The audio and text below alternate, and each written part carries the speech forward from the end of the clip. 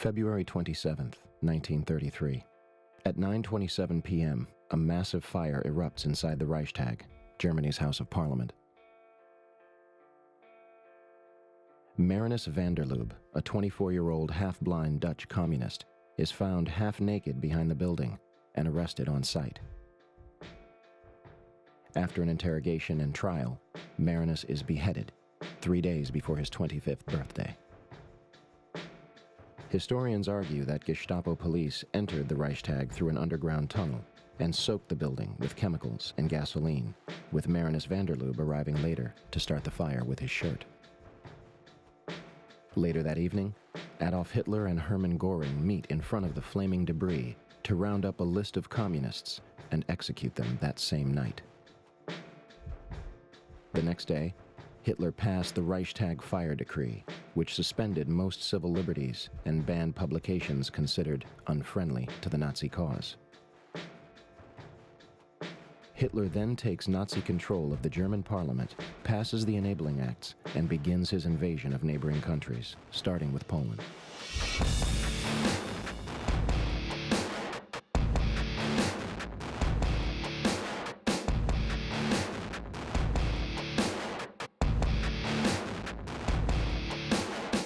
September 11th, 1941.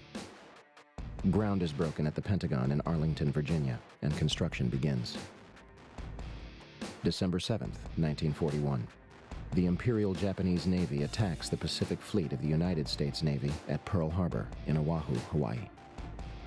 2,403 Americans are killed, and an additional 1,178 are wounded.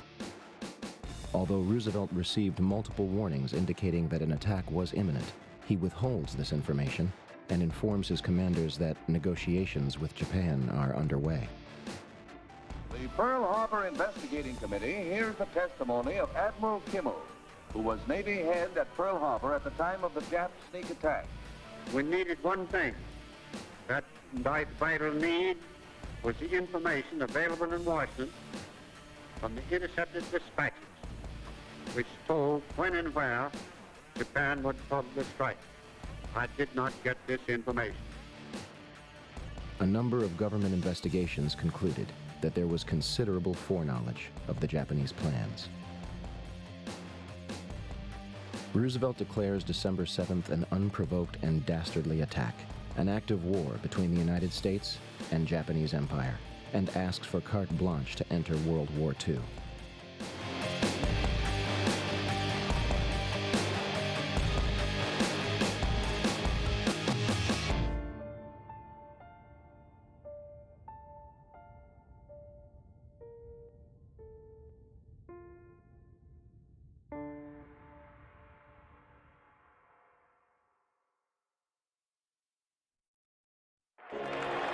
May 8th, 1945. Nazi Germany formally surrenders to the World War II Allied forces.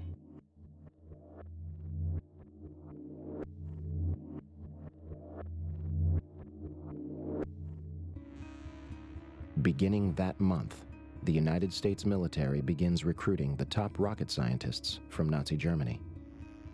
The project, known as Operation Paperclip, eventually included more than 100 individuals for the purpose of advancing America's technology. July 16th, 1945. The Manhattan Project, a joint effort between the United States, United Kingdom, and Canada to develop strategic nuclear weapons, culminates with a detonation in New Mexico, nicknamed the Trinity Test. The detonation was equal to 19 kilotons of TNT and left a crater of radioactive glass 10 feet deep and 1,000 feet wide. A variation of this bomb would later be used on 2 cities. Hiroshima, Japan. 70,000 people are instantly killed as a result. The bomb completely obliterated 1 square mile and started fires across almost 5 square miles, leaving almost nothing at the epicenter. 75% of the city was either heavily damaged or destroyed, and approximately 100,000 people died from radiation poisoning in the years that followed.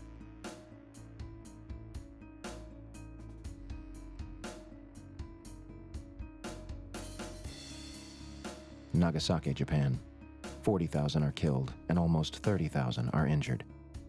The bomb destroyed 1 square mile and started fires almost 2 miles out. In the end, the Manhattan Project cost nearly $2 billion and employed more than 130,000 people at 3 different facilities across 3 different states. Research and design at Los Alamos National Laboratory and 2 sites built explicitly for the project.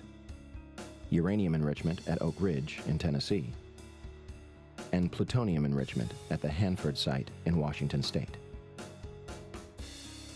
At the time, it was the largest construction effort in United States history, and the entire operation was supervised by General Leslie Groves of the Army Corps of Engineers. Groves used a practice known as compartmentalization, which limits intelligence to a need-to-know basis and often leaves those working on the project in the dark. Entire communities and natives were literally packed up and moved out. Although tens of thousands of people were directly affected, the Manhattan Project was kept a secret. So secret that Vice President Harry Truman only became aware of it after President Roosevelt's death. General Groves himself claimed, "Compartmentalization of knowledge was the very heart of security. Each man should know everything he needed to know and do his job, and nothing else." To this day, much of the Manhattan Project remains classified. November 21st, 1945.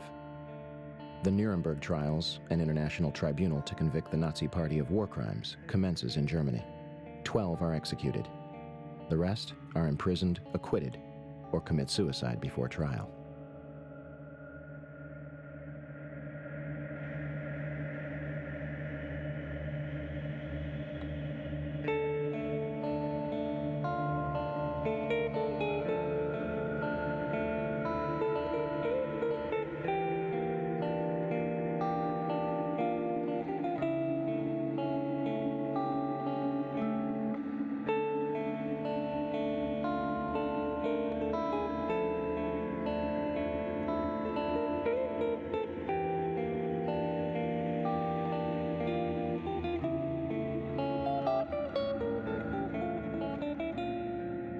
And here is the presidential jet, U.S. Air Force number 1, printed on the side, and the crowd begins its cheer, which you can't hear.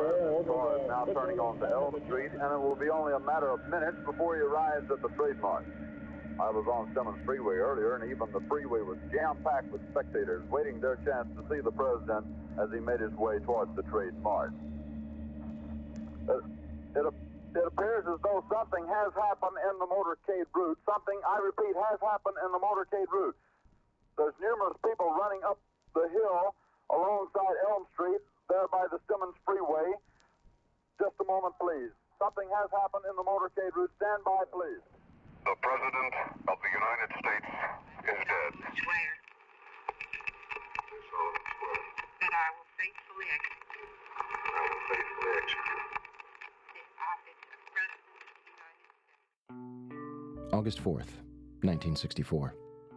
2 American ships report that they are being attacked by North Vietnamese military units in the Gulf of Tonkin off the coast of Vietnam. President Lyndon Baines Johnson immediately declares it an unprovoked attack and orders retaliatory strikes against North Vietnam, asking Congress to authorize action in Southeast Asia. Believing Johnson's claims, legislators act quickly, giving him carte blanche to use military forces in Vietnam. However, documents declassified from the National Security Agency in 2005 confirm that the attack never took place. The Tonkin Gulf Resolution was signed by President Johnson on August 10, 1964. This decree was the doorway through which the United States officially walked into Vietnam.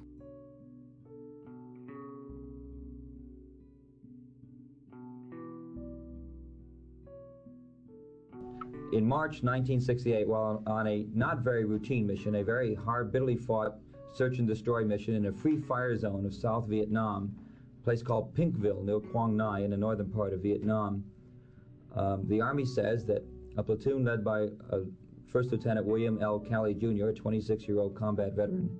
The Army claims that they murdered 109 Vietnamese villagers, mostly women and children. Calley doesn't necessarily dispute that fact. What he says is, I was following orders.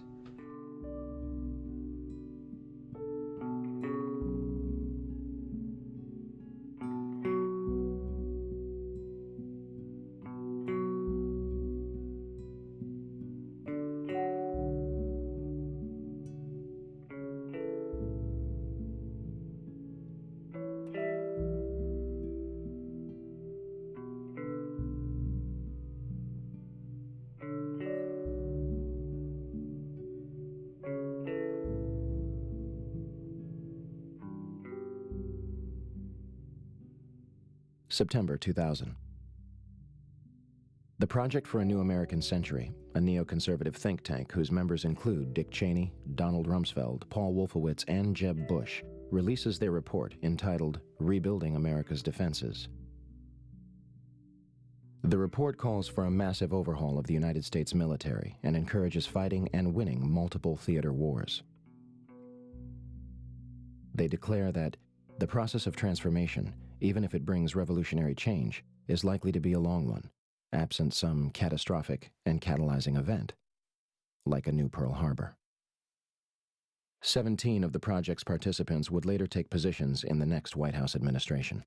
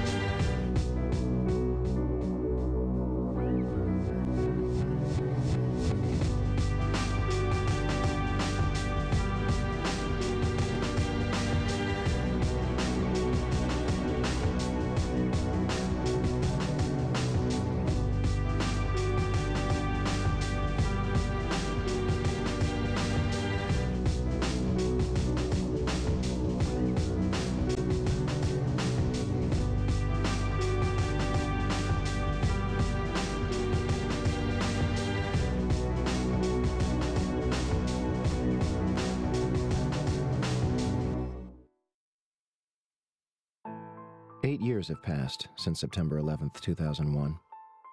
Although the World Trade Center is slowly being rebuilt, the family members and survivors are far from rebuilding the lives which were shattered on that fateful day. The 9/11 Commission, the official investigation into what happened, published its findings and closed its doors 3 years prior. Yet questions still remain in the minds of many.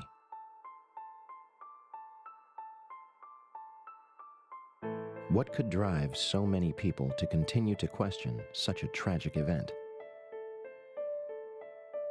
The events of 9/11 were used to shape the Bush administration's entire foreign and domestic policy. If the details of the events are proven to be a lie, then the authenticity of the Bush administration's entire tenure should be in question. So we're going to take another look at September 11th, beginning with those reportedly responsible for the attacks.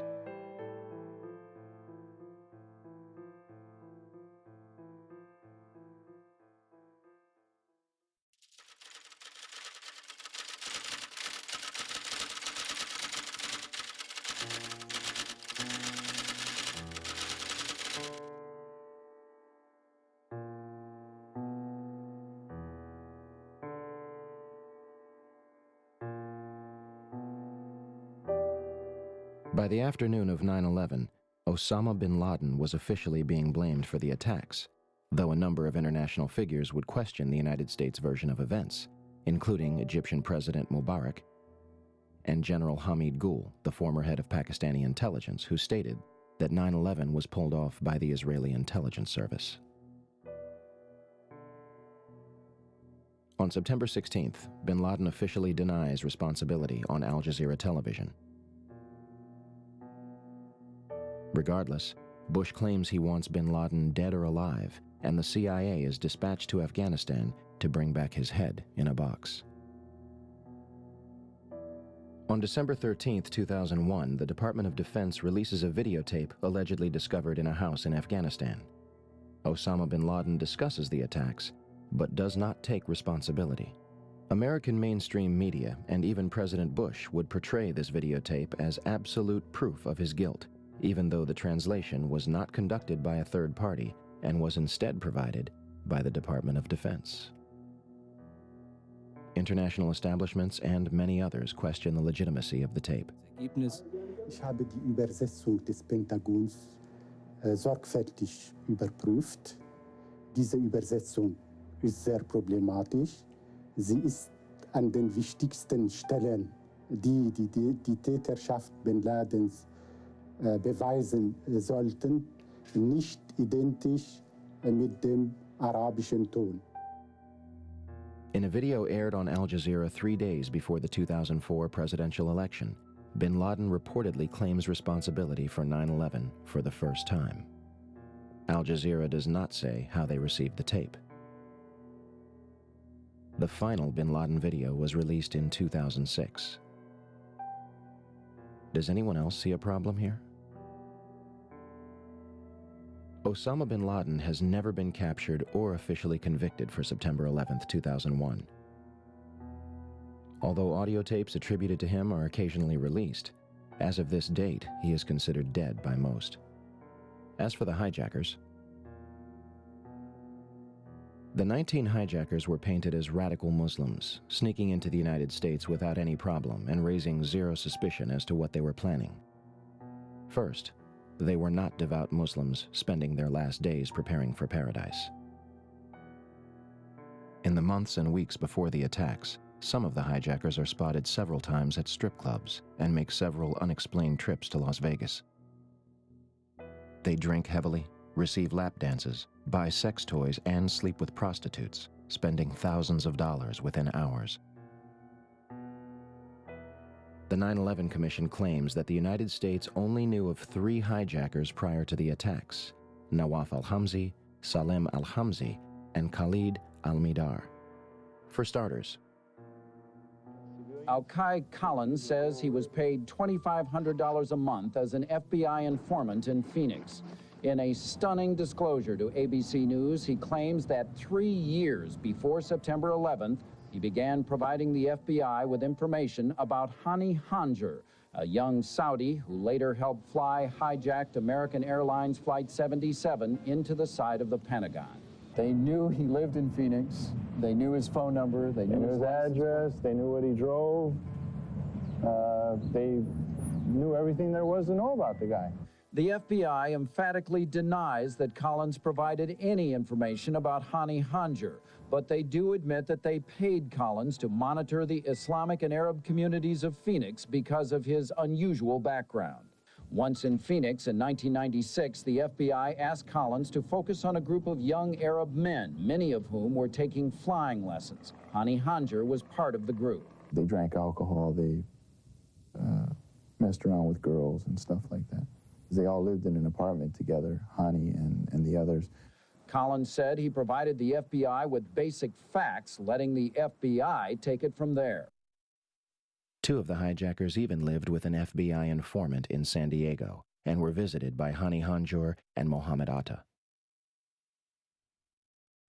Finally, an intelligence unit by the name of Able Danger claimed to have identified Mohammed Atta and 3 other hijackers 2 years before 9/11. The Department of Defense and White House, of course, officially deny it. FBI Director Robert Mueller claimed that the hijackers gave no hint to those around them what they were about. However, this turns out to be far from the truth. Shortly after Atta arrived in the country, he tried to get the U.S. government to essentially finance his plot, seeking a loan from the Department of Agriculture. Janelle Bryant is the USDA loan officer in Homestead, Florida, who Atta approached in May of 2000. Bryant says it was this television commercial about how to borrow money from the government that led Atta to the USDA office, seeking $650,000 for what he described as crop dusting. He wanted to finance a twin-engine, 6-passenger aircraft and remove the seats. And he said he was an engineer, and he wanted to build a chemical tank that would fit inside the aircraft. Bryant turned Atta down, but she spent more than an hour with him, talking, she says, of bin Laden, Al-Qaeda, and targets. She says Atta became fixated with the aerial photo of Washington on her office wall. He pulled out a wad of cash about that big around and started throwing money on my desk. He wanted that picture really bad. He asked about the Pentagon and the White House and pointed them out. He asked about the Pentagon? Yes, sir, he did. In fact, he picked out where the Pentagon was. Bryant says Atta also asked her about security at the World Trade Center and what she knew of Chicago, Seattle, and Los Angeles. Hijacker Hamza El-Ghamdi had a flight booked for later on the day of 9/11, and 2 after 9/11, 1 from LA to San Francisco, and 2 within Saudi Arabia. The complexities of the alleged hijackers are far and wide. We can only begin to scratch the surface here. They even managed to find hijacker Satam al-Suqami's passport, perfectly intact, on a sidewalk before the South Tower's collapse. Is it possible that the hijackers were merely patsies in a scheme much larger than themselves or Osama bin Laden? Be careful where we stay on a loop, because these are being recorded and these tapes will be handed over. Everybody copy that? ICC copy. I'm glad I'm not flying today. Don't worry, Jim. We'll carjack you on the way home. Between September 2000 and June 2001, the Federal Aviation Administration, FAA, would send fighter jets to intercept errant aircraft 67 times. Interceptions were routine and usually occur within 10 minutes of a sign of trouble, such as losing radio contact and transponder signal or flying off course. On September 11th, we are told that 4 commercial airliners were off course and out of communication, and not one of them could be intercepted. Never did in anybody's thought process about how to protect America did we ever think that the evildoers would fly not 1, but 4 commercial aircraft into precious U.S. targets. Never. Steve, I don't think anybody could have predicted that these people would take an airplane and slam it into the World Trade Center, take another one and slam it into the Pentagon. Nobody in our government, at least, and I don't think the prior government could envision flying airplanes into buildings on such a massive scale. But that turns out not to be true. U.S. military planners did envision and practice those very scenarios.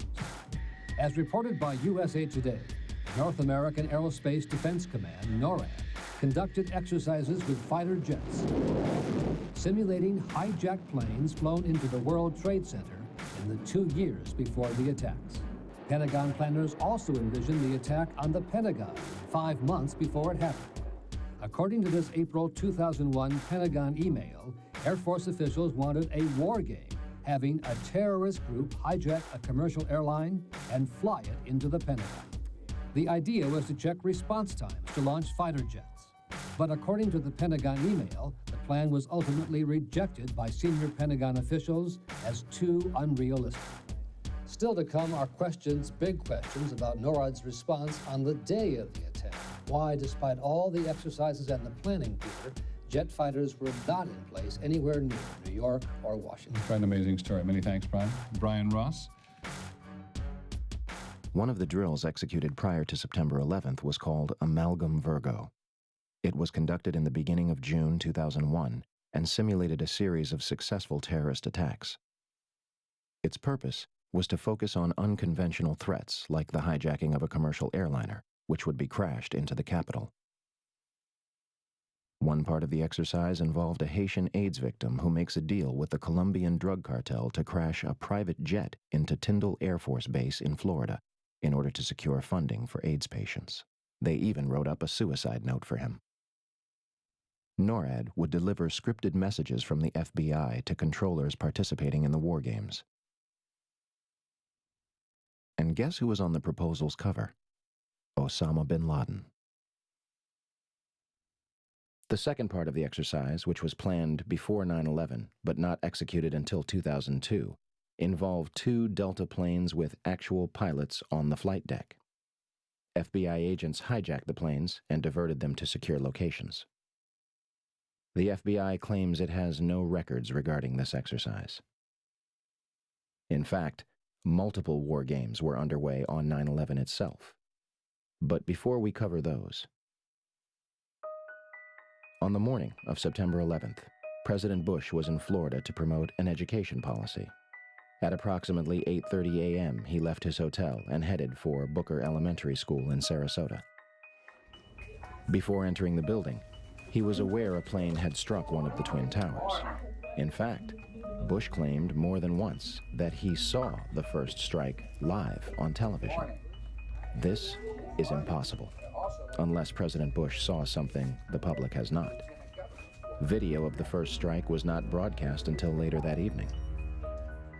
Minutes after Flight 175 strikes the South Tower, Chief of Staff Andrew Card leans into President Bush's ear, whispering and walking away.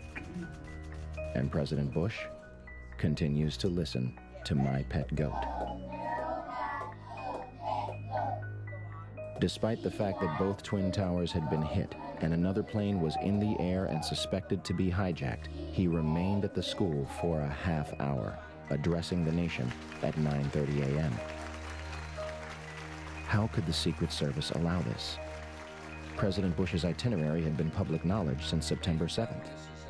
The only way Booker Elementary could not be considered a target was if the Secret Service knew for a fact that it wasn't. With that being said,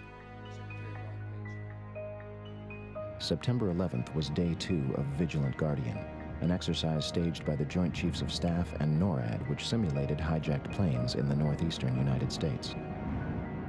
It did so by placing inputs onto the screens of military controllers at the Northeast Air Defense Sector in Rome, New York, known as NEADS. As the attacks unfolded, controllers at NEADS thought that what they were watching was all part of an exercise. Okay, guys, listen up. Possibly a second hijack. Yep. Looking for a squawk, and I don't see it. We have smart terrorists today. They're not giving them a chance to squawk. What are the chances that a massive hijacking war game begins on the morning of September 11th that cripples the very defense sector in which the attacks take place? Better yet, who made the decision to schedule it on that date? Vigilant Guardian was a branch of Global Guardian, an Armageddon exercise being conducted at Offutt Air Force Base in cooperation with NORAD. Barksdale Air Force Base in Louisiana also participated in Global Guardian. Instead of returning directly to Washington, D.C., President Bush flew from Booker Elementary to both Barksdale and Offutt Air Force Base before returning to the White House. Another war game Northern Vigilance, moved fighter jets from unknown locations to bases in Canada and Alaska to monitor a fleet of Russian MiGs. 3 F-16s from Andrews Air Force Base, located just 15 miles from the Pentagon, were flown 180 nautical miles away for a training mission in North Carolina, leaving them unable to defend the nation's capital. Langley Air Force Base, which is 130 miles from the Pentagon, would not launch fighter jets until 9:24 a.m., a half hour after the North Tower is struck and 10 minutes before the Pentagon. Although Major Kevin Nasipany at NEADS ordered them to fly towards the capital, they are instead sent out to the Atlantic Ocean. When the Pentagon is hit at 9:37, they are 150 miles away, further than when they had started. To top it all off, the National Reconnaissance Office in Virginia, which monitors and controls the nation's satellites, began a drill at 8:45, conducted by a team from the CIA, in which a plane crashes into their headquarters. There are a number of other war games that have yet to be fully disclosed.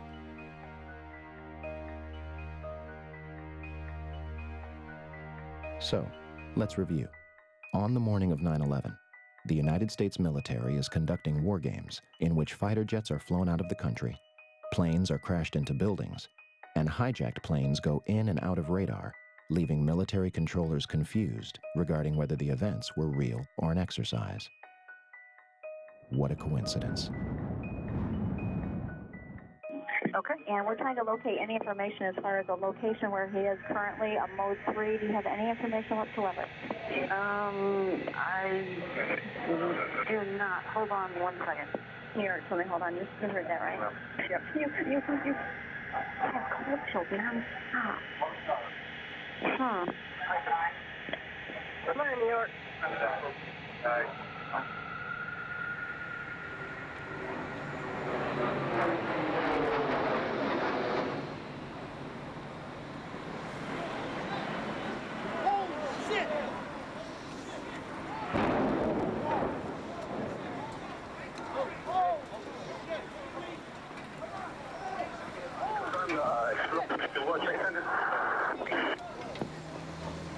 Responding 1063, World Trade Center. Listen, Central, be advised from our location now, I see heavy smoke coming from the building of the World Trade Center. At this time, I advise you that you send them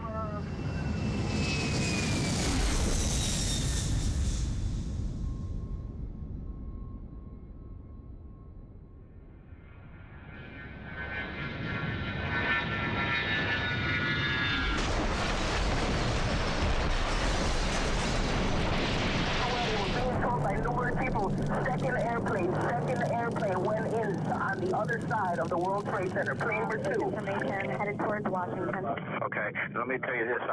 We were looking, we're also lost American 77. Okay, 77. Where was he proposed to head, sir?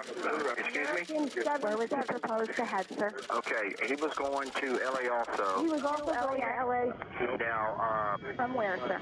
I think he was from Boston also. Boston to LA. Now, let me tell you this story.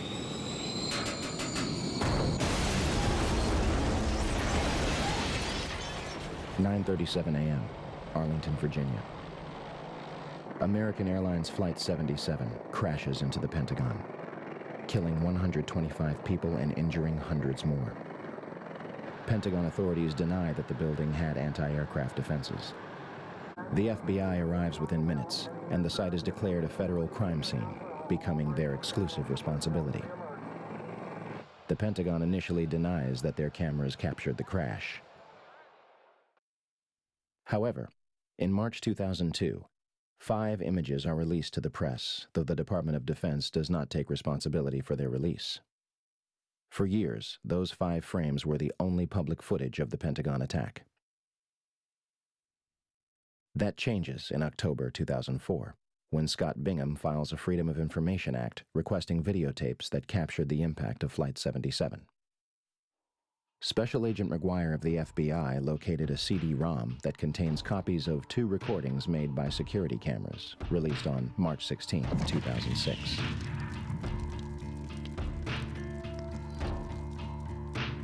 a videotape from a Citgo gas station which is open only to Pentagon employees, released on September 15, 2006.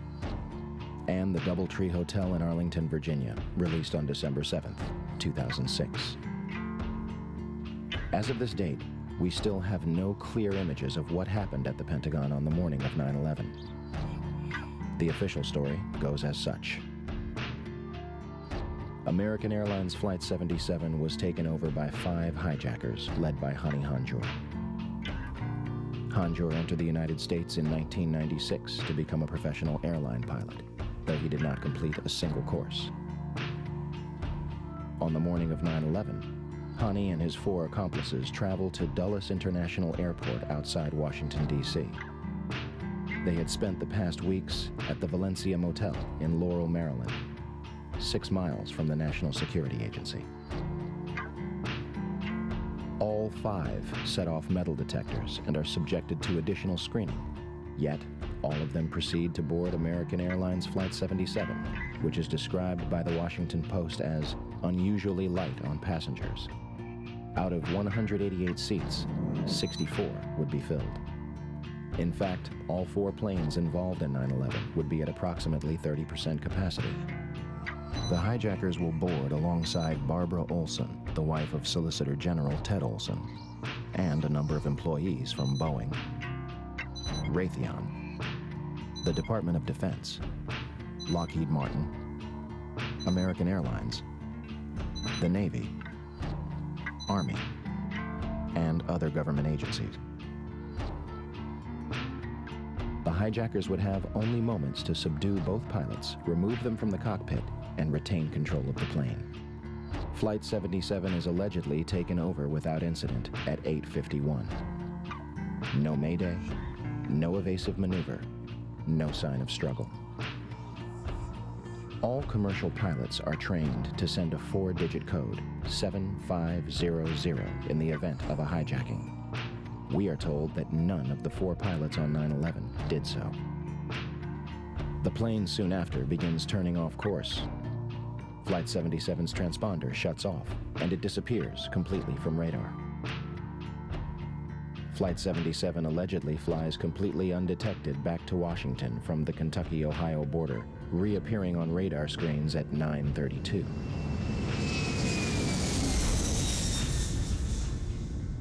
Had Hani Hanjour wanted to inflict maximum damage, all he had to do was nose down into the roof of the Pentagon.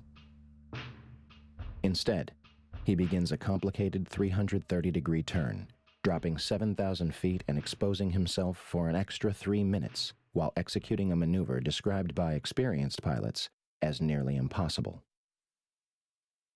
In essence, an amateur pilot who was unable to control a Cessna in August 2001 executed this nearly impossible maneuver in a 757 with skilled precision a month later. Flight controllers at Dulles International Airport were convinced that the plane was a military aircraft. Todd Lewis is working radar at Dulles Airport. One of my colleagues saw a target moving from the northwest to the southeast. And it was just a countdown, 10 miles west. And she notified the supervisor. 9 miles west. But nobody knew that was a commercial flight at the time. Nobody knew that was American 77. What did you think? It was a military flight of some kind? I thought it was a military flight. I thought that Langley had scrambled some fighters and... It was almost a sense of relief. This must be a fighter. Maybe one of them got up there. It was really moving fast. It was moving very fast, like a military aircraft might move at a low altitude. This must be one of our guys, sent in, scrambled to patrol our capital. The 757 allegedly descends over a Sheraton Hotel, Navy Annex, and Citgo gas station before crossing Washington Boulevard. 5 light poles are struck and knocked out of the ground. One reportedly strikes a taxi. Flight 77 manages to hit the only section which was reinforced to withstand a terrorist attack.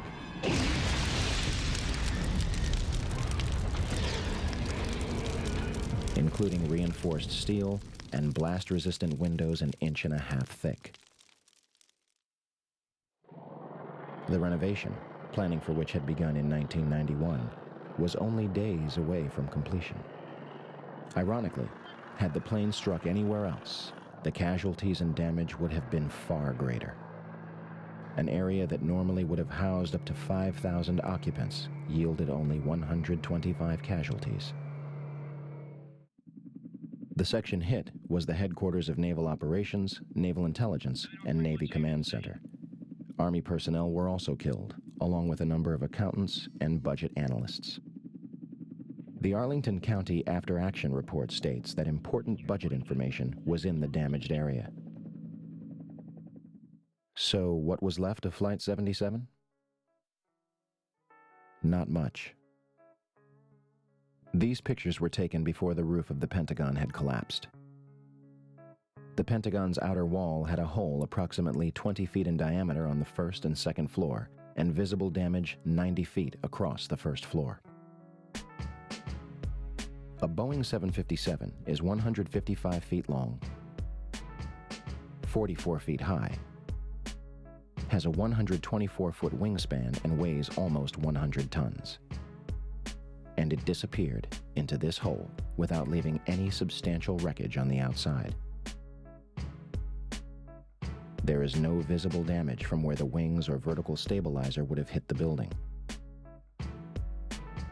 The engines of a 757 are 6 tons each, comprised of both steel and titanium. If they slammed into the building at 500 miles per hour, where are the imprints? Where are the engines themselves? The 757 appears to have completely disappeared into the building. There are numerous parts to a 757 that are virtually indestructible, marked with a specific serial number tied back to the plane. To date, we have not seen a single piece positively identified as Flight 77's. Additionally, there was no impact damage to the lawn, meaning Flight 77 managed to strike the Pentagon while remaining a few feet above the ground. And out of the videos that have been released, none of them clearly depict a Boeing 757. Also, an exit hole inside the Pentagon is not explained by any official report. Despite what might have hit the building, why it was hit is much more important. Norman Mineta was Secretary of Transportation from 2001 to 2006. On the morning of September 11th, when the first plane struck the World Trade Center, Mineta headed to the White House to enter the Presidential Emergency Operations Center, or PEOC. At the May 2003 hearing of the 9/11 Commission, Mineta testified the following. During the time that the airplane coming in to the Pentagon, there was a young man who would come in and say to the Vice President, the plane is 50 miles out, the plane is 30 miles out. And when it got down to the plane is 10 miles out, the young man also said to the Vice President, do the orders still stand? And the Vice President turned and whipped his neck around and said, of course the orders still stand. Have you heard anything to the contrary? However, the 9/11 Commission concludes that Dick Cheney did not reach the PEOC until 9:58, more than half an hour later. The Secret Service claims that it has no record of when Dick Cheney entered the bunker. What were the orders? If they were to intercept Flight 77, why was it allowed to strike the Pentagon? Let's go to the trade tower again, because, John, we now have a... What do we have? We don't... Wow. It looks like a new plume, a new large plume of smoke. That's the scene at this moment at the World Trade Center. Dan Dahler from ABC's Good Morning America is down in the general vicinity. Dan, can you tell us what has just happened? Yes, Peter, it's Don Dahler down here, 4 blocks north of the World Trade Center. The second building that was hit by the plane has just completely collapsed. The entire building has just collapsed, as if a demolition team set off. When you see the old demolitions of these old buildings, it's folded down on itself, and it is not there anymore. Generally speaking, for a building to collapse in on itself like that, it would seem to indicate that there could have been an explosion, a bomb planted on the ground that would make the building collapse within itself. 10 o'clock Eastern Time this morning, just collapsing on itself. This is a place where thousands of people work. We have no idea what caused this. Almost looks like one of those planned implosions.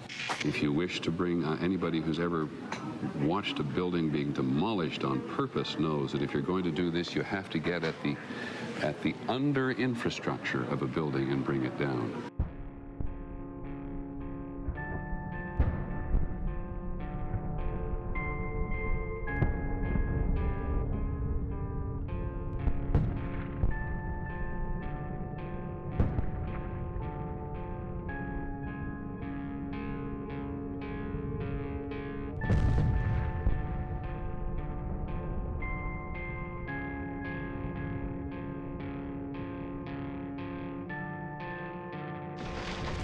(9:59), New York City, New York. The South Tower of the World Trade Center collapses to the ground in approximately 10 seconds. 29 minutes later, the North Tower follows suit, collapsing in approximately 10 seconds. Later that evening at 5:20 p.m., World Trade Center Building 7, a 47-story skyscraper 300 feet from the North Tower, suddenly collapses. The official explanation is that falling debris from the North Tower created a series of fatal fires inside the building. If this is true, it would be the third steel-framed skyscraper in history to collapse due to damage and fire. The first two would be the Twin Towers. August 5th, 1970. One New York Plaza, a 50-story office building, burned for over 6 hours between the 32nd and 36th floors. It did not collapse. February 23rd, 1991. One Meridian Plaza, a 38-story skyscraper in Philadelphia, burned for 18 hours across 8 floors. It is later described by officials as the most significant fire of the century. It did not collapse. May 4th, 1988. First Interstate Bank, a 62-story skyscraper in Los Angeles, California, burns for almost 4 hours, destroying 4 floors and damaging a 5th. It was one of the most destructive fires in United States history. The building did not collapse. Even the Twin Towers survived a number of fires. First, a series of fires in 1975, one of which was described as fighting a blowtorch. Then, another in 1999 on the 104th floor of the North Tower.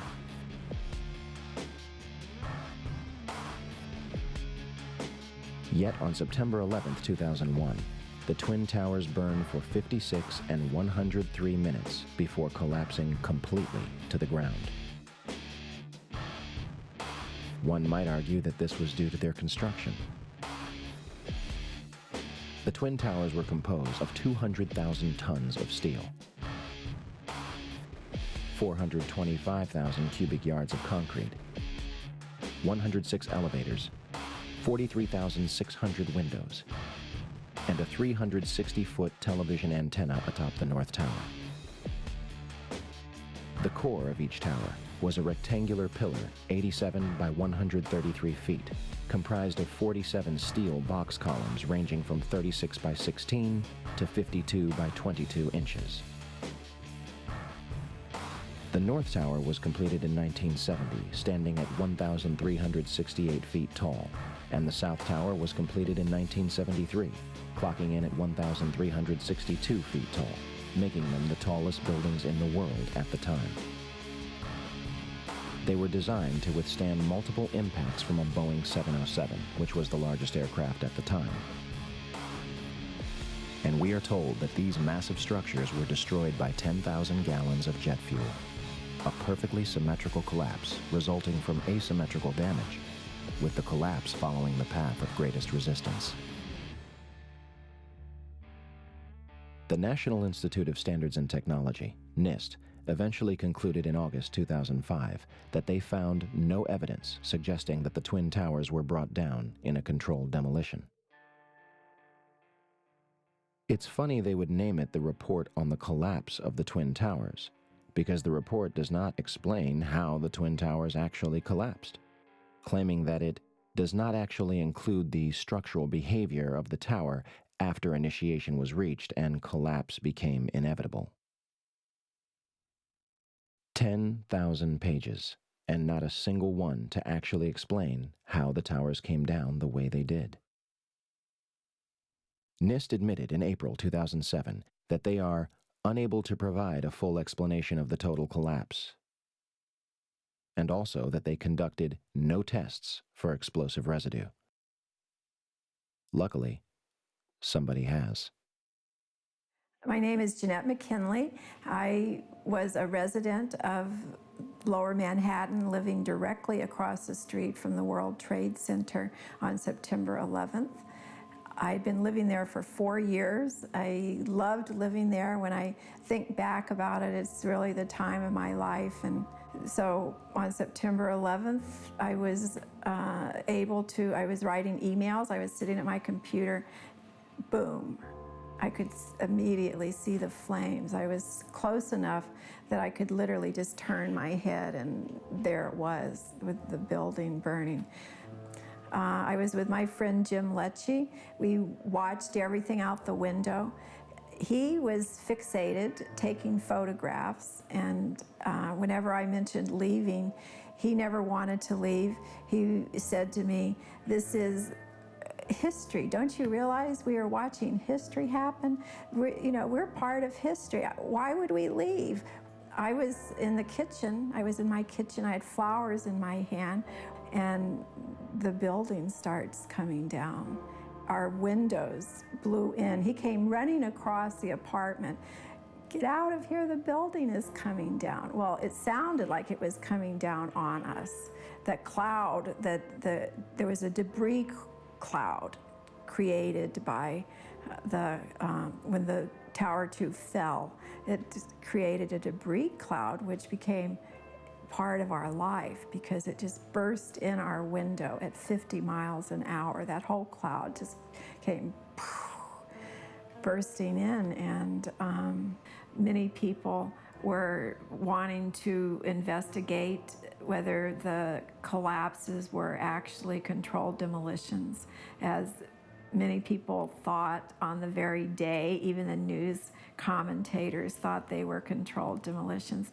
So there was a lot of controversy about whether they were or not. And friends of mine that knew that I had the dust were also knew a scientist, Stephen Jones, at BYU. My name is Dr. Stephen Jones. I have a PhD in physics from Vanderbilt University, 1978. I have a Bachelor of Science degree from Brigham Young University, 1973. I graduated magna cum laude. I went after the PhD work. I did postdoctoral work at Los Alamos Maison Physics Facility. In June 2007, I was examining a dust sample, which I'd obtained from Jeanette McKinley. I was using a loupe and also just looking at it with my eyes and an ordinary optical microscope, although stereo, so that I could see better in 3 dimensions. And what I found was a chip that looked like it might be a paint chip. I mean, early on I was thinking maybe not too interesting, but this chip was rather striking in its appearance. It had an orange-red color, first of all, and then I found several of these, and they all had some gray material adhering to the side of the red material. So layered. Later we found multiple layers, but most of these chips have 2 layers, red, gray. I did take one of these chips then to the electron microscope, the scanning electron microscope, and we looked at it with the electron microscope, and then we used a system where we could determine the elements. What we found in the red material is a combination of aluminum and iron oxide, and these are the components of thermite. Of course, now we looked with an electron microscope, we looked deeper and deeper, a higher and higher magnification. And I pulled in a colleague of mine, Dr. Jeffrey Ferrer, he's an expert on the electron microscope machine. So he actually broke a piece off of one of these red chips, and then later he did 4 different samples, broke a piece off. That gives you a fresh surface. Because in the dust, there's all sorts of stuff. There's zinc and titanium and calcium, all sorts of stuff. So he broke off a tip, you see, so we could look at a fresh surface. And then what you see in all 4 samples that we studied in this detail, carbon, which is significant, oxygen, iron, and aluminum. We looked at this, and these, again, are the ingredients, except for the carbon. And we found that experimenters working with superthermite, trying to beef it up, make it more explosive, tailoring it to different weapons applications, they would have silicon in there and an organic material, which means a carbon. So a polymer such as Viton, they would add to this to give it the properties they wanted.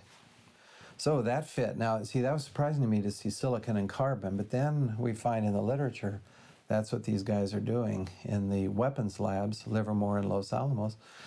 They're adding organic, because that gives you a gas production. When the thermite goes off, now you also have gas production, which gives you the explosive force, for instance.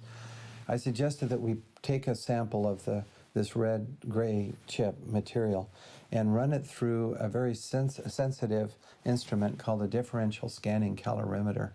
And he did that. What it does, you heat the temperature slowly, and a material will react if it's going to. And if it reacts and produces heat, you'll get a spike in your calorimeter. And then if it reacts quickly, it'll be a narrow spike. If it, say, burns over a long period of time, you'll see a big broad spike. And the total area there is the total amount of energy released, and it gives you a lot of information. What we found, what Dr. Ferrer found first, and he was real excited when he told me about this, he took one of these chips and he put it in the differential scanning calorimeter, and sure enough, it went off at right about 430 centigrade, but more importantly, the peak was high, which means a lot of energy released, and narrow, which means, in his terms, it blew up. You know, you say, man, this is it. This stuff blows up.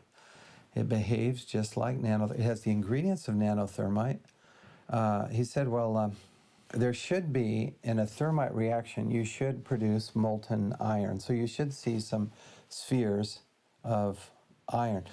Think of spraying water in the air, and you get droplets that are more or less spherical because the surface tension pulls the liquid into a sphere. It's very simple. Same thing with molten iron from the thermitic reaction, whether it's ordinary conventional thermite or this super nanothermite. Either way, you get this molten iron, and you should get these droplets of iron. So we said, we got to look for those. You know, if you don't find those, maybe who knows what it is, but we got to find droplets of molten iron. Otherwise, we're not sure we had the thermite reaction, the thermitic reaction. In this case, it's a nanothermite. So we looked, and wow, what a beautiful sight. As you look at this, after the red material is reacted, there are these little spheres, just tons of them. And we compared the traces that we got in this sophisticated calorimeter with traces obtained with known thermite. These are published data, and our peak is actually narrower. I mean, this stuff goes off with very rapidly, and more energy also than had been reported by these other researchers working with known nanothermite. As if explosive residue in the dust was not enough, there are other disturbing aspects of the Twin Towers collapse. Both the North and South Tower collapsed at nearly free-fall speed, 110 stories, reducing itself to a pile of twisted steel and pulverized concrete and building materials in approximately 10 seconds. The Twin Towers combined contained almost 500,000 tons of concrete. This was turned into particles the size of talcum powder, blanketing lower Manhattan in a fine dust. It also turns out that molten metal exceeding 2,000 degrees Fahrenheit was discovered in the rubble of Ground Zero, underneath the Twin Towers and Building 7. Firefighters, emergency workers, police, officials, even Rudy Giuliani testified to these massive temperatures. Even after heavy rain on September 14th and 21st, a constant stream of fire retardants and water described as creating a giant lake, these fires were not put out until December 13th, 2001, making it the longest burning structural fire in history. If one were going to bring down the Twin Towers in a controlled manner, you would have to simultaneously sever the 47 central support columns at the base of the building. Maybe that's why a large number of eyewitnesses reported massive explosions at the base of the Twin Towers, some before the planes had even impacted the building. In fact, large amounts of white smoke appear at the base of the South Tower just minutes before its collapse. Do you still think that jet fuel brought down the Twin Towers? In almost all the videos of the collapses, violent ejections appear 20 to 60 stories below the demolition wave. Here,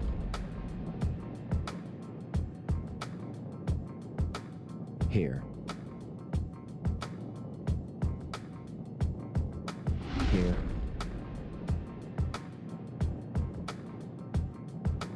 here, and here.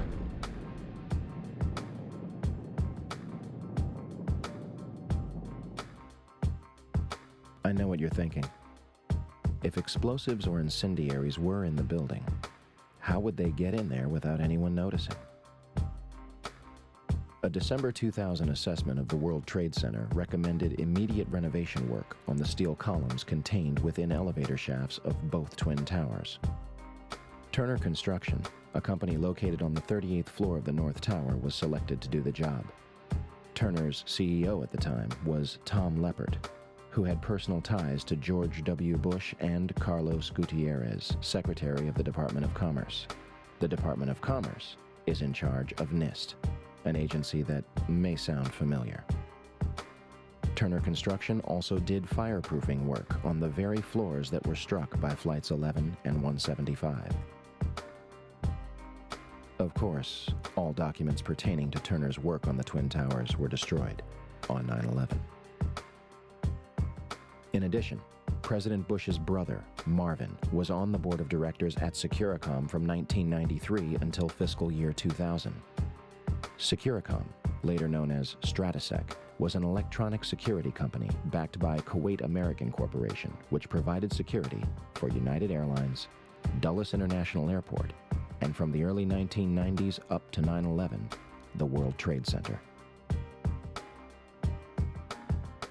According to the Port Authority, there are no records pertaining to the work that the company performed on the World Trade Center. So, a company with ties to the government agency that eventually investigated the collapse was responsible for doing renovation work inside the Twin Towers, and the building's security was run by a company with family ties to President Bush. And we have no records to prove what they did inside the buildings. Nothing suspicious there. I often get asked, well, how did they use this nanothermite in the buildings? It's as if there are people just trying to cast doubt, as if you can't explain everything, you have nothing. That's, of course, absurd. We have found unexploded, but explosive material in the dust. Now the next step is to find out who did it. So in other words, we've done the forensic CSI-style science. Now we need the criminal investigation to go along with that, to find out who could have made this stuff, first of all, and then who did make it. And then from there we can find out who ordered it being made and why.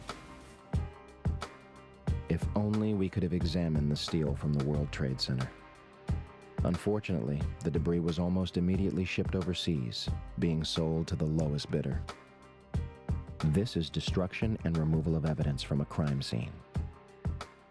Family members and engineers were outraged at the decision and demanded that the steel be preserved for investigation.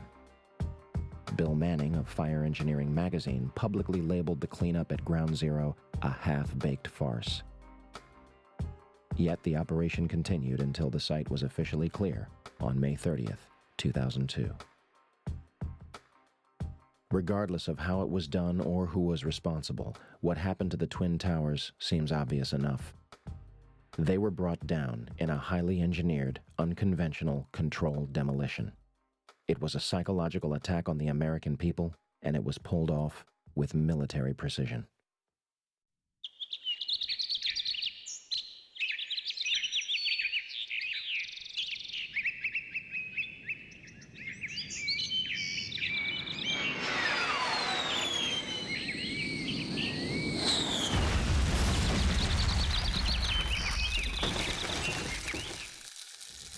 (10:03 a.m., Shanksville, Pennsylvania. United Airlines Flight 93 allegedly crashes into an abandoned strip mine at 580 miles per hour, 20 minutes flying time from Washington, D.C.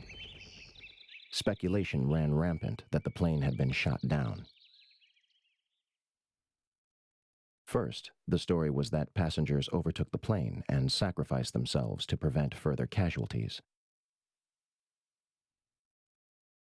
The 9/11 Commission eventually concluded that hijacker Ziad Jarrah crashed the plane into the ground. They also claim that the military did not know about Flight 93 until 10:07 a.m., 4 minutes after it had allegedly crashed. So, what trace was left of Flight 93? Yeah, we want to take our viewers live to Shanksville, Pennsylvania. Our Brian Cabell is standing by. This, of course, is the site where United Airlines Flight 93 crashed on its way from Newark to San Francisco, crashed on Tuesday. And I understand in this investigation there's some breaking news. Brian, what can you tell us? Well, Darren, in the last hour or so, the FBI and the state police here have confirmed that they have cordoned off a second area about 6 to 8 miles away from the crater here where this plane went down. This is apparently another debris site, which raises a number of questions. Why would debris from the plane, and they identified it specifically as being from this plane, why would debris be located 6 miles away? Could it have blown that far away? Seems highly unlikely. Almost all the debris found at this site is within 100 yards, 200 yards away. So it raises some questions. We don't want to over-speculate, of course. It seems to me from covering a number of plane crashes on the scene that, if nothing else, you can say this is not typical for a plane crash to be spread across an area this large. It certainly doesn't make sense because most of the debris has been found in a very compact area within 100 yards, 200 yards, maybe a little beyond that. And then all of a sudden they're telling us 6 miles away they have another concentration of debris. They say it's very small pieces. Most of these are very small pieces. Most of the pieces here are no bigger than the size of a briefcase, they say, and the pieces 6 miles away maybe even smaller than that. As for the crash site itself, from the Somerset County coroner to the mayor of Shanksville, almost every eyewitness would remark how little of the plane and its passengers remained at the actual crash site. We have rescue vehicles that came in earlier in the day, and they have turned up nothing. No one believed to be alive from this crash within the last hour. I want to get quickly to Chris Kanicki. He's a photographer with the Pittsburgh affiliate of Fox affiliate. He was back there just a couple of minutes ago, and Chris, I've seen the pictures. It looks like there's nothing there except for a hole in the ground. Basically, that's right. The only thing you could see from where we were was a big gouge in the earth and some broken trees. We could see some people walking around in the area, but from where we could see, there wasn't much left. Any large pieces of debris at all? No, there was nothing that you could distinguish that a plane had crashed there. Smoke, fire? Nothing. It was absolutely quiet. It was actually very quiet. Just a couple of people walking around. They looked like part of the NTSB crew walking around looking at the pieces. How big would you say that hole was? From my estimates, I would guess it was probably about 20 to 15 feet. Long and probably about 10 feet long or 10 feet wide. What could you see on the ground, if anything, other than dirt and ash? And you couldn't see anything. You could just see dirt, ash, and people walking around, broken trees.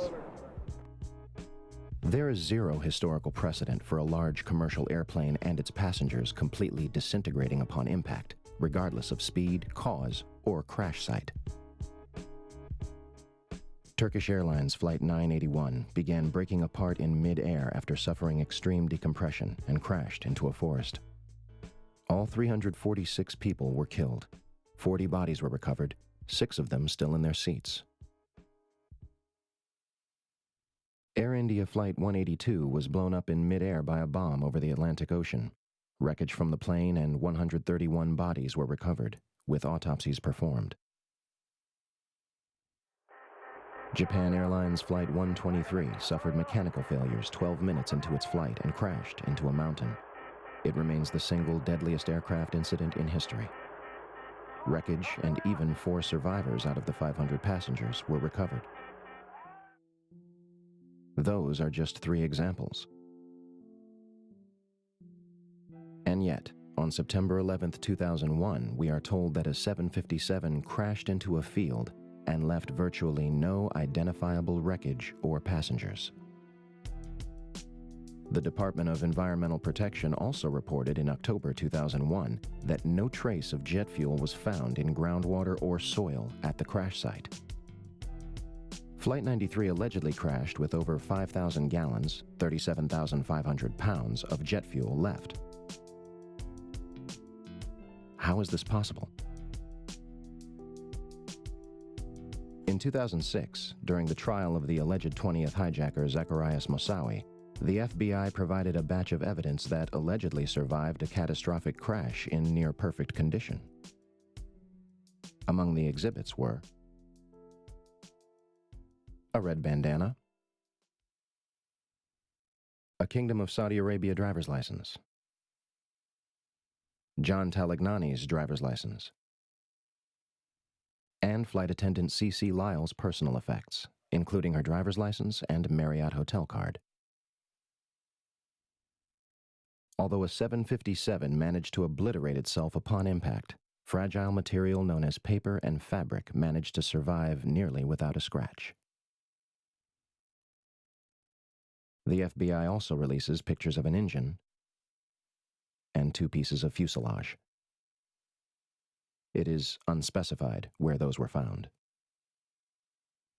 What really happened near Shanksville, Pennsylvania on 9/11 remains a mystery. But one thing seems clear. A 757 did not crash intact into a field in Shanksville, Pennsylvania.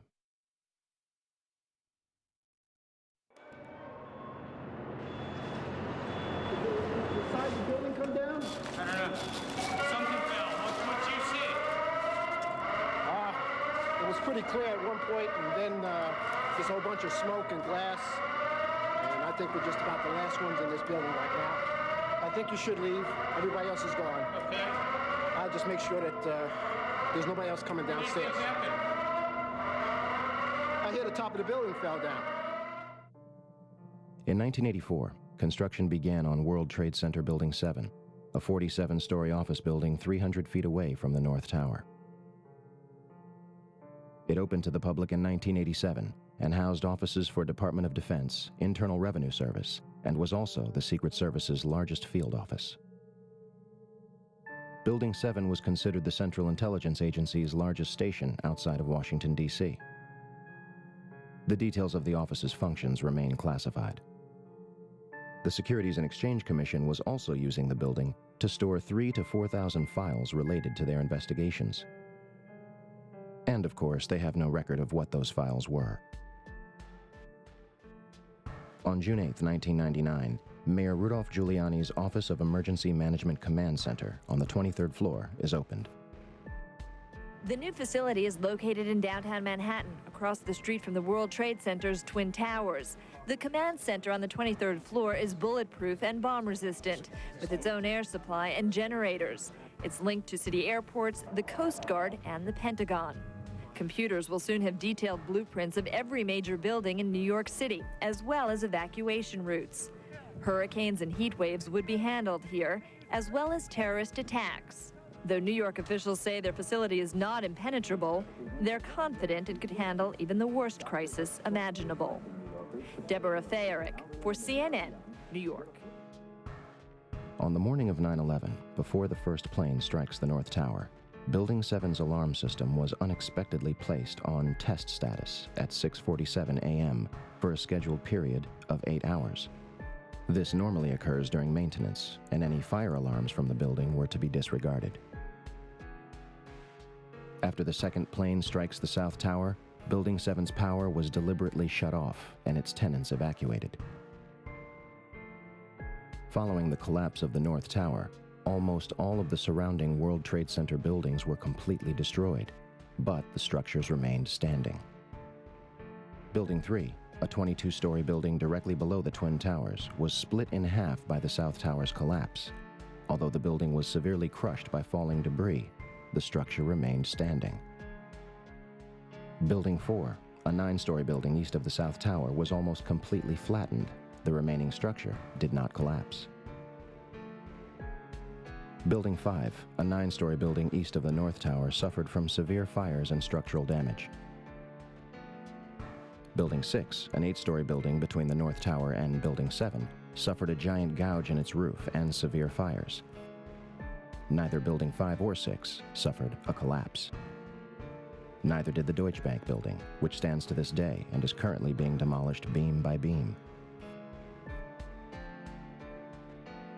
Neither did the Millennium Hotel across the street. Building 7, a 47-story office building hundreds of feet away, burns controllably over a few floors and suffers structural damage to its south face before collapsing completely to the ground at near free fall speed. The collapse of Building 7 was rarely reported on the day of and after 9/11. Yeah, it's very strange that was not even hit by a jet, and yet it falls very rapidly and essentially straight down into its footprint. Although the collapse of Building 7 was clearly a phenomenon and further investigation was needed, the building's steel was removed from the site and destroyed. No pieces were recovered from the debris for analysis.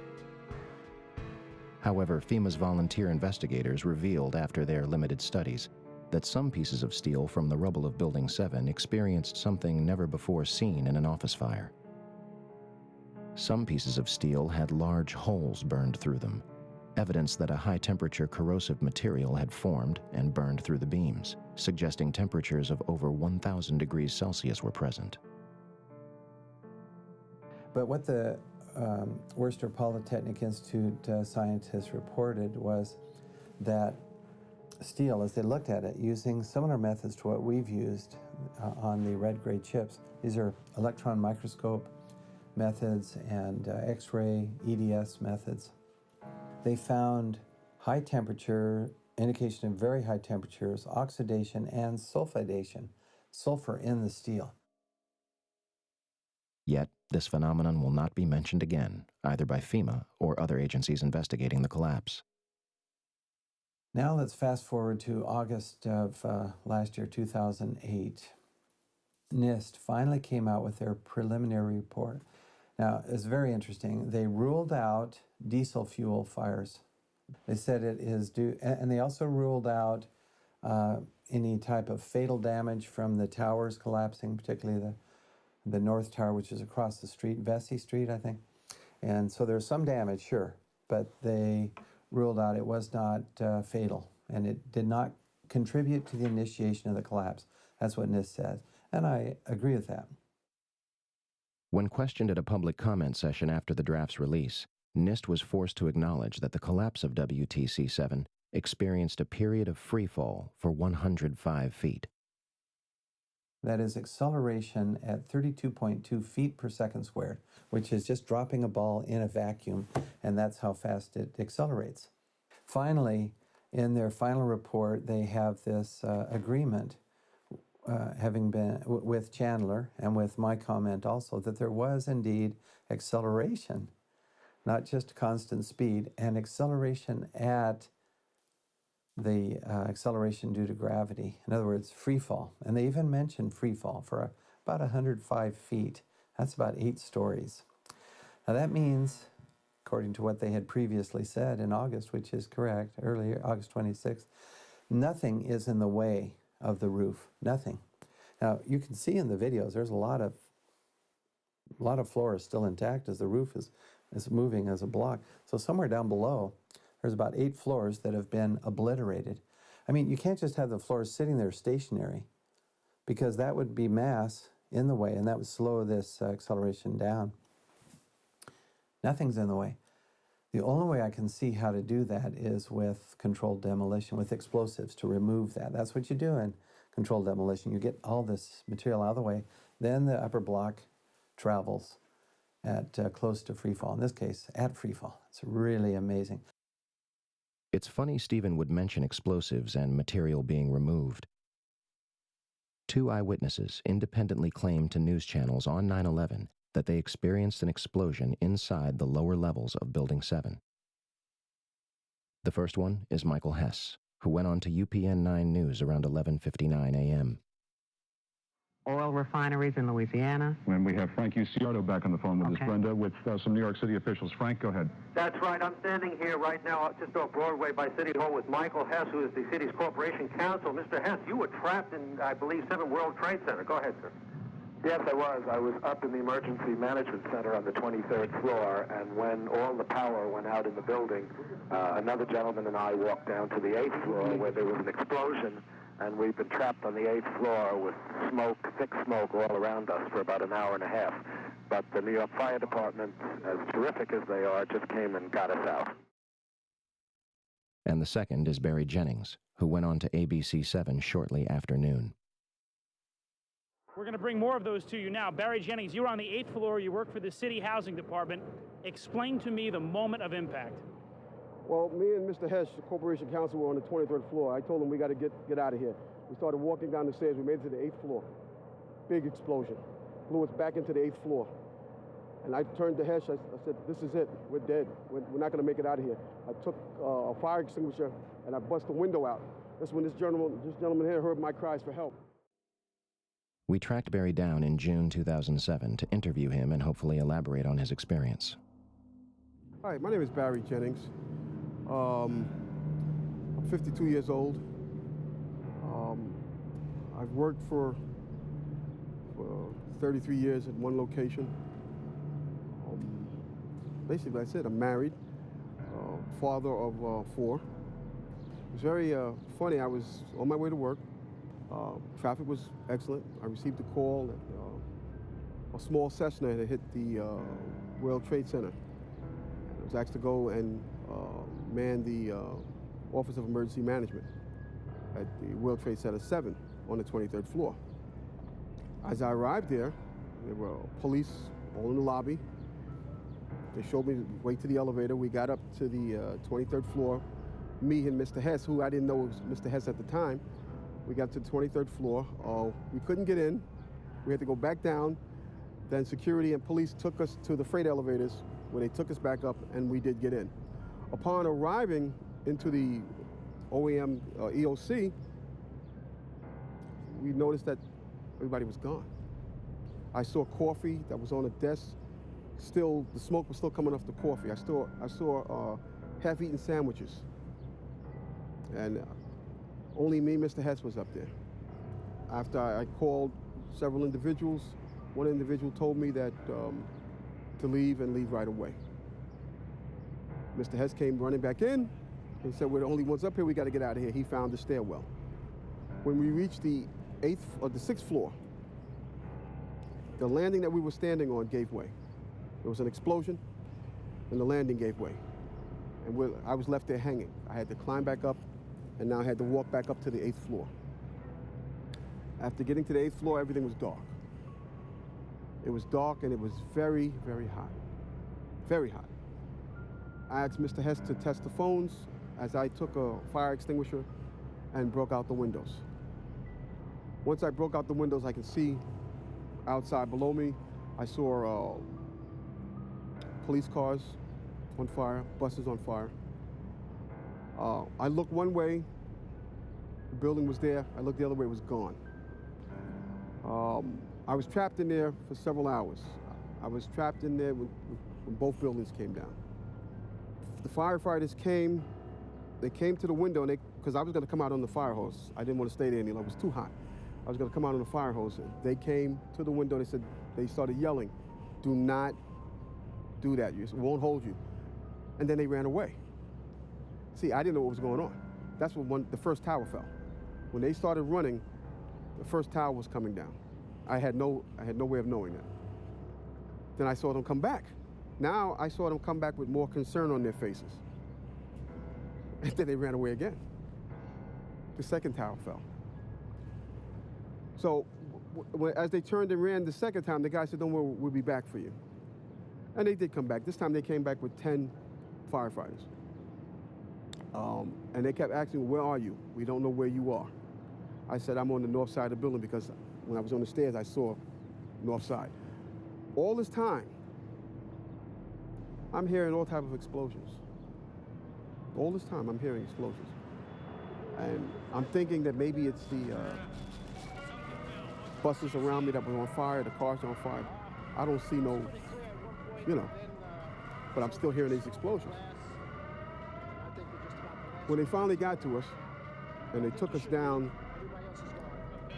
to what they called the lobby, because I asked them, I said, when we got down there, I said, "Where are we?" He said, "This was the lobby." And I said, "You gotta be kidding me." It was total ruins. Total ruins. Now keep in mind, when I came in there, the lobby had nice escalators. It was a huge lobby. And for me to see what I saw, it was unbelievable. And the firefighter that took us down kept saying, "Do not look down." And I kept saying, "Why?" He said, "Do not look down." And we were stepping over people. And you can feel when you're stepping over people. They took us out through a hole that I don't know who made this hole in this wall. That's how they got us out. They took us out through a hole, through the wall, to safety. As they were taking me out, one firefighter had fallen. I believe he was having a heart attack. But before that, this big giant police officer came to me. And he says, "You have to run." I said, "I can't run. My knees are swollen." He said, "You're going to have to get on your knees and crawl in." He said, "Because we have reports of more explosions." And that's when I started crawling. And I saw this guy fall behind me. And his comrades came to his aid. They dragged him to safety. I was looking for an ambulance for my knees. And at that time, they told me, "We got to walk 20 blocks to refuge." Before I got there, Eyewitness News grabbed me and started interviewing me. And that's basically it. This is where the story takes a turn for the worst.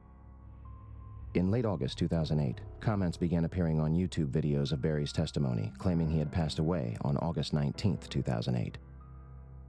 2 days before NIST releases its draft report on WTC-7, which directly contradicts Barry's testimony and claims that no explosions occurred inside the building.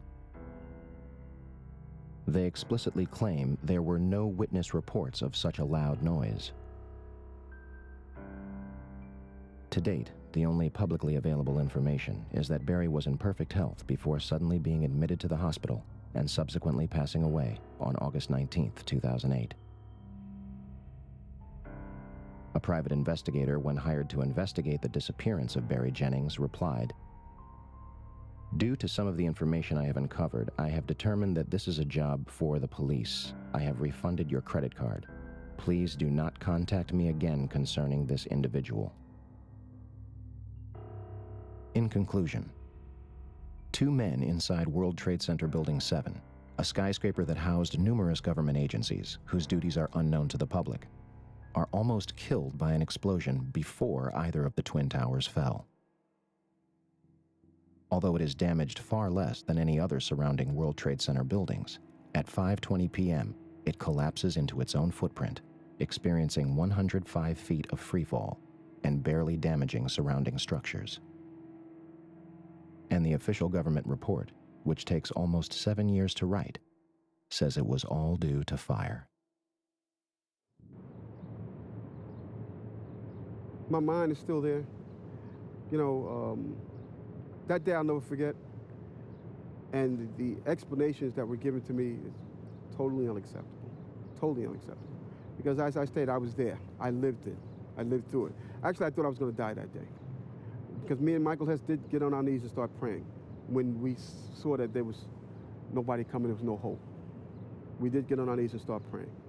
And then there was a fireman that shined the light and says, "Anybody in here?" Those are the sweetest words I ever heard.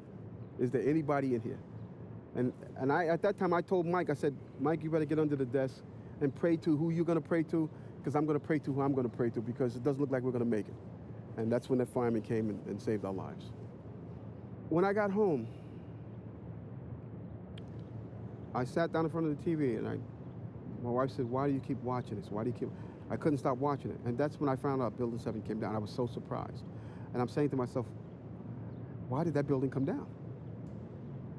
And I knew why it came down, because of the explosions.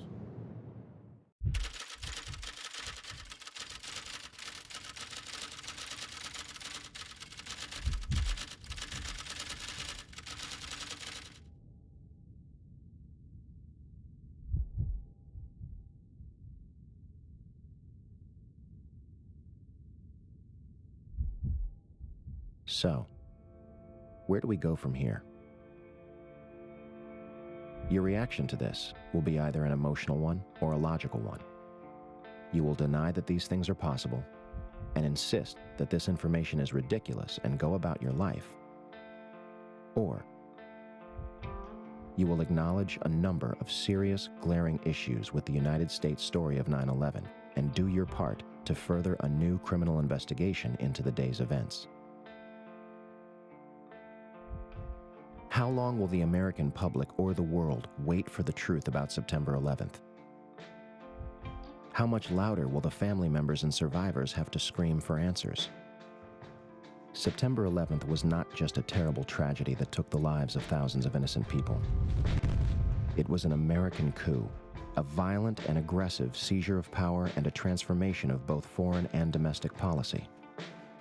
The slaughter of civilians in broad daylight as a means of promoting an agenda. This is not a new concept. The thing that I resent the most about what happened on 9/11 was the psychological, that it was a deliberate psychological manipulation of our minds in a very negative way. And I really suffered a lot emotionally, mentally. There were obvious casualties, the people that died, the people that were injured, the rescue people, they were injured, but what they don't realize is that every single person was injured. This is about everybody, every single person, because we were all exposed by way of television to the psychological operation designed to terrorize us, designed to plant that feeling of fear so far in us that you're never going to lose it. The truth of the matter is that the official story is full of holes, and we have shown the weaknesses and errors and oversights and cover-up. Let me go back to Mahatma Gandhi. He made a very interesting statement that's meant a lot to me. There have been, throughout history, Earth's history, there have been tyrants, there have been empires, and these tyrants tend to squash information and suppress it and cover it up, data that would be incriminating or dangerous to them. The way of truth and love, that's the way he put it, the way of truth and love always wins. These tyrants are always exposed, the truth always gets out. He said, think of it always. America was hijacked on September 11th, 2001. Not by Osama bin Laden and his al-Qaeda network with box cutters directed from a cave in Afghanistan, but by a group of tyrants ready and willing to do whatever is necessary to keep their stranglehold on the United States of America. A group beyond any one man or any one administration. Until there is a new investigation into the events, we will not go away. We will not be silent. Ask questions. Demand answers. We show the towers for the ashes like they were laced with bombs. And ever since we've been in war like Genghis Khan and Phoenix for a fascist world state. An Orwellian nightmare with righteous strip bare. Get prepared for the future of wiretaps. Cameras on every corner. Blackwater sharpshooters with scopes locked on ya. The Patriot Act has us watching our backs. They front like they're here to save us while they're on the attack. And we act like we didn't see it coming from a nation built by theft and genocide. Gunning down opposition, listen, worldwide is well known that America will eat its own. So to what you thought was democratic. These times are catastrophic, cause war is a means to profit. Control and manipulate the masses, it's classic. Evil caskets, be full of people blasted. They lie, they scam, they cheat and steal. They plot, they fund, they act, it's real. They watch, they hunt, they punish and kill. Welcome to the aftermath. They lie, they scam, they cheat and steal. They plot, they fund, they act, it's real. They watch, they hunt, they punish and kill. Welcome to the aftermath. Ground zero, the launch pad for endless killing. The Bush desperately needed to fool the millions into supporting an agenda to conquer the planet. I wonder how the children felt when the first bomb landed in Afghanistan. Operation Enduring Freedom was the first act of treason. Must I tell you the reason? Start reading and stop believing network news. They're concerned with making money, not telling the truth. Deep in the night, I'm turning and tossing. Knowing cities are burning, lost in the silence of the empire's coffin. Over 1 million Iraqis murdered. Human beings never to be seen again or heard of. Now who's next in the name of America, famous for heinous war acts? Vain, insane leaders feed us lies and ignore facts. But factors were smarter and stronger than what they hoped for. The war on terror, deceptive like Reagan's Coke War. They lie, they scam, they cheat and steal. They plot, they fund, they act, it's real. They watch, they hunt, they punish and kill. Welcome to the aftermath. They lie, they scam, they cheat and steal. They plot, they fund, they act, it's real. They watch, they hunt, they punish and kill. Welcome to the aftermath. 20 years from now, what will Americans be like? Slaves will behave to human beings with rights that we fight. We might still have a chance instead of hoping for change. We gotta advance, take a stance and be heard. Silence is the enemy. Words have power, but actions speak louder. Pretend to be free till you die a slave, a soldier in the desert searching for a ghost in the cave. For the corporation, I run out of patience. Sick of seeing troops sent to die for your lives. Spending dollars in debt, we holler in protest till we have your arrest. We will not rest, and we know what you did that day. Killed your own citizens to advance your ways. All my real patriots stand up and say 9/11 was an inside job. They lie, they scam, they cheat and steal. They plot, they fund, they act, it's real. They watch, they hunt, they punish and kill. Welcome to the aftermath.